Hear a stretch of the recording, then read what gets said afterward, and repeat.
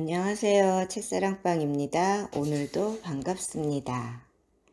내 마음의 북소리 웨인 다이어 지음 김성 옮김 펴낸곳 추수밭 당신의 마음속에 지혜가 살아 반짝이게 하고 당신의 삶이 더 빠르고 강하게 고동치게 하라. 지은이 웨인 다이어 전 세계에서 가장 큰 영향력을 발휘하는 명상의 대가, 사회와 조직에서 개인을 중시하는 의식혁명을 제창하여 폭발적인 호응을 얻었으며 세계적인 베스트셀러 작가로서 명성을 얻고 있다. 국내에 소개된 대표작으로 행복한 이기주의자, 자유롭게 등이 있다. 피타고라스와 파스칼, 침묵하는 법, 명상. 침묵하는 법을 배워라. 너의 고요한 마음이 흡수되게 하라. 들리는 그대로. 인간의 모든 불행은 방 안에 홀로 조용히 앉아 있을 수 없는 것에서 비롯된다. 이 책에서 하나의 주제를 조명하기 위해 두 작가를 소개한 것은 이 장뿐이다. 피타고라스와 파스칼은 2200년이라는 시간의 격차를 두고 살았던 사람들이다. 두 사람은 수학과 과학 분야에서 각각 당대의 가장 위대한 인물로 손꼽힌다. 피타고라스는 플라톤과 아리스토텔레스의 사상에 영향을 주었고 특히 수학과 서구 합리주의 철학의 발전에 크게 이바지했다. 파스칼은 과학적인 마인드의 원조로 평가받는 사람 가운데 하나로 수동식 펌프, 수압기, 그리고 디지털 계산기를 발명했다. 아직도 전 세계 학교에서는 압력에 관한 파스칼의 법칙을 가르치고 있다. 두 과학자가 지극히 논리적인 사람들이었음을 기억하면서 다음 인용문을 다시 읽어보자. 파스칼은 이렇게 말했다. 인간의 모든 불행은 방 안에 혼자 앉아 있을 수 없는 것에서 비롯된다. 피타고라스는 다음과 같이 말했다. 침묵하는 법을 배워라. 너의 고요한 마음이 흡수되게 하라. 들리는 그대로. 두 사람 모두 삶에서 침묵과 명상이 얼마나 중요하고 가치 있는 것인지 말하고 있다. 당신이 회계사든 예술가든 그건 상관없다. 침묵 속에서 홀로 시간을 보내는 것은 매우 가치 있는 일이다. 그들은 우리에게 다소 낯설 수도 있지만 아주 중요한 삶의 존재 방식에 대해 말해주고 있다. 불행에서 벗어나려면 방 안에 홀로 조용히 앉아 명상하는 법을 배우라. 사람은 보통 하루에 6만 개 정도의 생각을 한다고 말한다. 문제는 어제 했던 6만 개의 생각을 오늘 또 하고 내일 다시 그 생각들을 반복한다는 것이다. 우리 마음속에는 날이면 날마다 똑같은 수다로 가득 차 있다. 조용히 앉아 명상하는 법을 배운다는 것은 생각과 생각 사이에 있는 빈 공간, 즉 생각의 틈새로 들어가는 길을 찾아내는 것이다. 당신은 생각들의 사이에 있는 이 고요한 빈 공간에서 완전한 평화가 어떤 것인지 느낄 수 있을 것이다. 보통의 경우 그 평화는 전혀 감지할 수 없는 영역에 속해 있다. 이 공간에선 혼란이라곤 전혀 찾아볼 수 없다.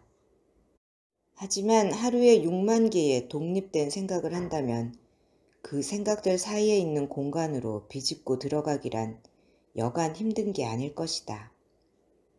우리는 대부분 낮이고 밤이고 전속력으로 달릴 생각만 한다. 우리의 머릿속은 언제나 스케줄, 돈 걱정, 성적 환상, 식료품 목록, 옷 문제, 아이들 걱정, 휴가 계획, 그리고 결코 멈추지 않는 회전 목마처럼 반복되는 자잘한 생각들로 뒤엉켜 있다. 그런 6만 개의 생각은 대개 매일 일어나는 일상에 관한 것들로 그 결과 침묵을 위한 공간이 전혀 없는 정신구조가 형성된다. 이런 정신구조로 인해 우리는 대화나 침묵 중에 생기는 모든 틈새를 재빨리 채워야 한다는 문화적인 믿음을 굳히게 된다. 사람들은 흔히 침묵을 당황스러움 또는 사회적 결함과 동일시하는 경향이 있다. 우리는 재빨리 달려들어 이 공간을 채우는 방법을 배운다. 채우는 내용물이 뭐가 되든 상관없다. 차 안에서나 식사하는 동안의 침묵을 우리는 어색한 것으로 여긴다. 입담 좋은 사람은 그런 공간을 어떤 종류의 소음으로 채워야 할지 아는 사람이다. 그것은 우리 자신에 대해서도 마찬가지다. 우리는 침묵하는 훈련이 안 되어 있다. 침묵을 부담스럽거나 혼란스러운 것으로 알고 있다. 그래서 우리는 내면의 대화를 외면적인 대화와 똑같이 진행하려고 한다. 그러나 내면의 대화란 고요한 영역 안에 있다. 그 영역은 피타고라스가 우리에게 들리는 것들을 들리는 그대로 고요한 마음으로 흡수하게 하라고 말한 바로 그곳이다. 혼돈이 사라지고 앞을 밝혀주는 안내자가 우리에게 다가오는 것 말이다. 명상은 또한 우리가 침묵하지 않을 때의 일상적 삶에도 영향을 끼친다. 매일 명상을 하면 행복이 더욱 커지고 에너지가 증가하고 생산성이 높아지고 사람들과의 관계가 더 만족스러워지고 신에게도 더 친밀감을 느끼게 된다. 마음이란 연못과 같다. 수면에서는 온갖 파문이 일지만 그것은 연못의 일부일 뿐이다. 진정한 연못은 고요가 있는 수면 아래 깊은 곳이다. 우리 마음도 마찬가지다. 표면 아래로 내려가야 우리가 들어갈 수 있는 틈이 생겨 생각들 사이의 공간에 다다르게 된다. 그 틈은 온전히 비어 있으며 고요 그 자체다. 쪼갤 수도 없다. 고요함은 수십 번씩 쪼개도 여전히 고요할 뿐이다. 어쩌면 이것이 신의 본질일지도 모른다. 나누어질 수 없는 하나 말이다. 선구적 과학자들인 파스칼이나 피타고라스는 우주의 본질을 연구했다. 그들은 에너지, 압력, 수학, 공간, 시간, 그리고 우주의 진실과 씨름했다. 여기 있는 우리 모두에게 그들이 던지는 메시지는 매우 단순하다. 만일 자기 내면의 우주를 이해하고 싶다면, 그리고 그 우주가 어떻게 움직이는지 알고 싶다면 침묵하라. 방 안에 혼자 앉아있는 것이 두렵더라도 그 두려움과 직면하라. 자신의 마음속 밑바닥까지 깊숙이 내려가 보라. 음악을 만드는 음표 사이에는 공간이 있다. 그 공간이 없으면, 그 사이에 침묵이 없으면 음악은 존재할 수 없다. 단지 소음만 있을 뿐이다. 당신도 수많은 형상에 둘러싸여 있지만 당신 자신은 중심이 있는 고요하고 텅 빈 공간에 자리 잡고 있는 것이다. 자신을 둘러싸고 있는 형상들을 뚫고 들어가 그 중심에 있는 가장 창조적인 본성을 발견하기 위해서는 날마다 침묵하며 생각 사이에 있는 황홀한 공간으로 들어가는 시간이 반드시 필요하다. 매일 명상하는 것은 너무도 중요하다. 직접 시도해보지 않고서는 이 명상 훈련의 가치를 결코 알 수 없을 것이다.